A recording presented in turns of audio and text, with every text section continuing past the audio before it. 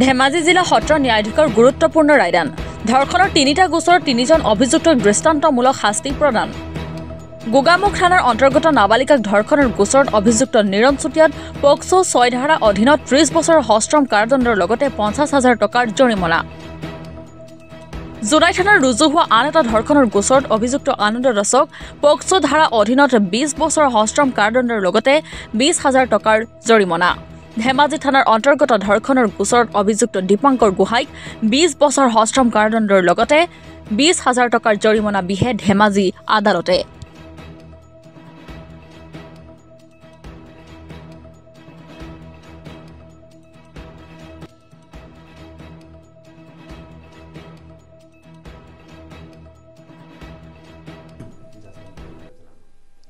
ধেমাজি জিলাৰ honourable district and session জাজ mister Kaushik হাজৰিকাৰ আদালতে আজি ধৰ্ষণৰ ৩টা পৃথক গোচৰত বৰ গুৰুত্বপূৰ্ণ ৰায়দান কৰিছে।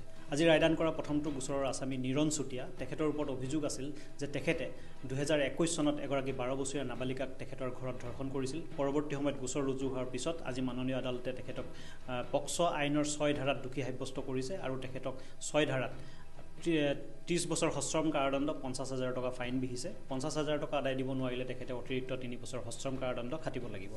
দ্বিতীয়টো গোচৰৰ আসামী আনন্দ দাস তেখেতৰ ওপৰতো অভিযোগ আছিল। তেখেতেও ২০২১ চনত চিলাপথাৰ থানাৰ অন্তৰ্গত ১২ বছৰীয়া এগৰাকী নাবালিকাক ধৰ্ষণ কৰিছিল।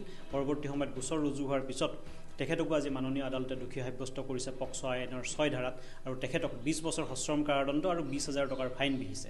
২০,০০০ টকা তেখেতে আদায় দিব নোৱাৰিলে অতিৰিক্ত ২ বছৰ থাকিব লাগিব।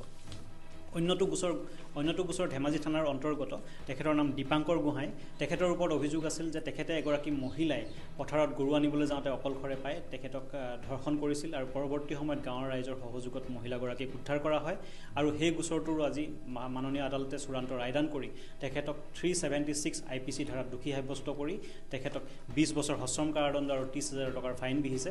৩০,০০০ টকা আদায় দিব নোৱাৰিলে ৩ বছৰ তেখেতে সশ্ৰম কাৰাদণ্ড অতিৰিক্ত খাটিব লাগিব।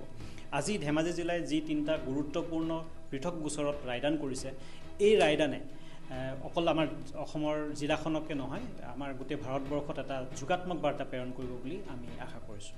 ধন্যবাদ।